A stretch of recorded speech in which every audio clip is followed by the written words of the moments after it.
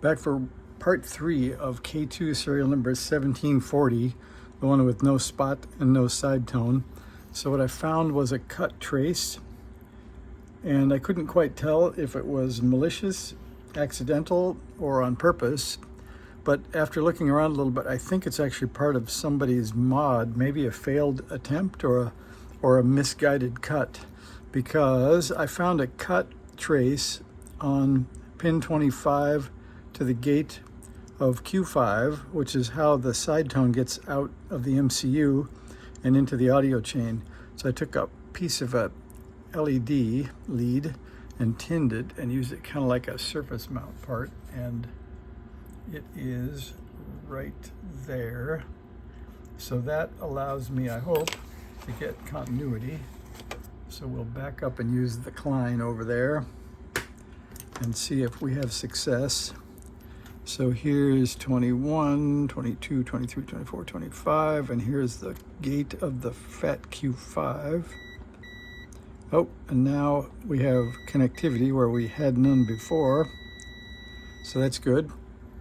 And then I was trying to figure out, is this on purpose, malicious, accidental screwdriver hit? Wasn't quite sure.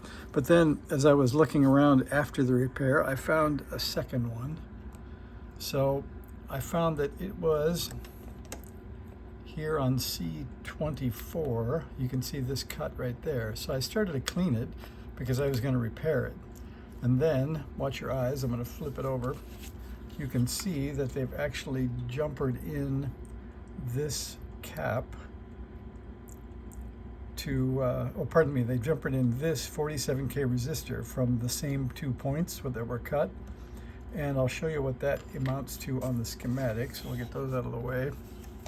And then you can see here that when we follow along on the schematic, here is, this one is U6 pin 25, the tone, right there. And then tone comes up over here and goes into the gate of Q5. So that was the one that was cut before. And this is the second one I found cut, but actually it looks like what they did was reduce the side tone level by putting a 47K in series with the output of the side tone. So I'm leaving that one, and we're gonna put the control board back in, and we'll see if we get some side tone or if we have yet another problem. So I'll back up.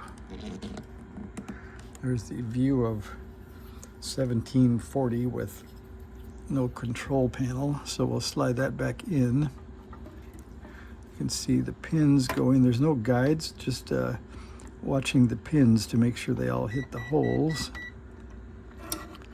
Let's see, you can see right there, those all dropped in. Okay, so that fits. Then we have in the bucket,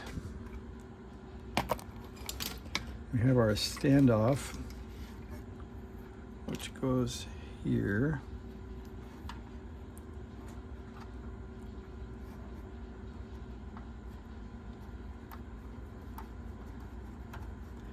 And then we have a Phillips,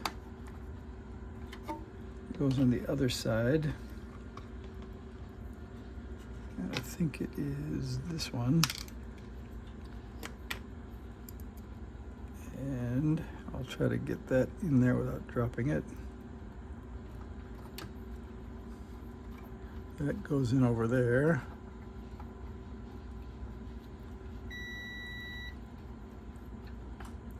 Okay, that's in.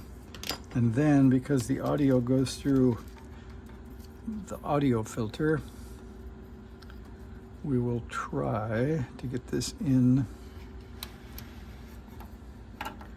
right down there on the 5 pin and the 3 pin.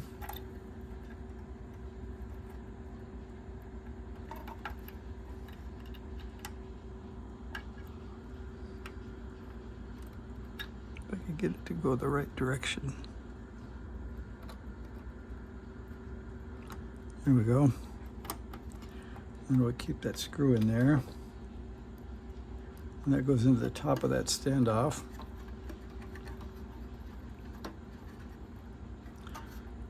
All right, so that should get us enough, I think, to test the side tone. Let's see, so we've got some glasses and a power lead.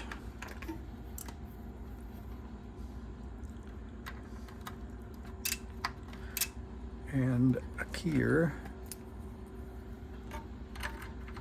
or a pedal. And then let's see, we could do the test with the scope, or I could turn it off and we could test with the speaker, which would be an end-to-end test without having to probe anything. So let's try that first. So we will stick this up next door. And here's the coax on P6 and the power on P3 and the speaker on P5, and then some control wiring. Oops. All right, now I think if all goes well that we should have some sound. I think we do. That's a good sign. All right, let's see, we'll go up here. Whoa,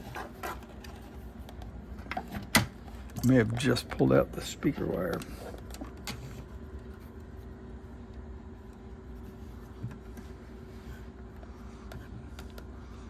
All right, so what did we cause to fail?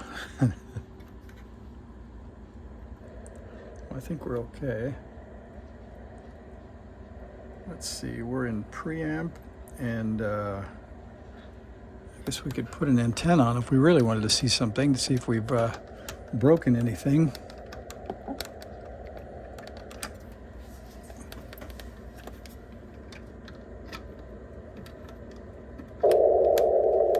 Sounds like we haven't broken anything. Let's see if it'll tune a station first.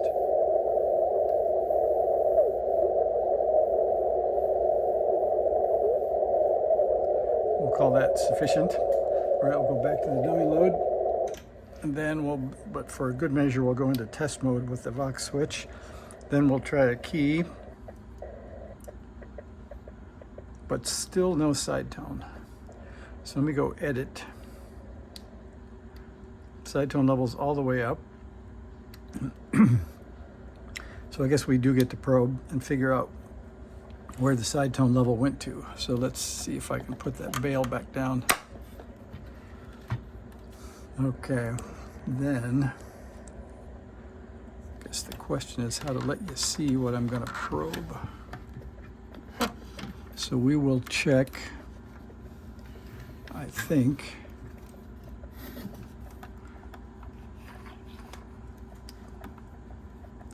I don't know if that ticking noise means I'm keying or not. Let me get this set up and we'll come back around for the test. Thanks for watching.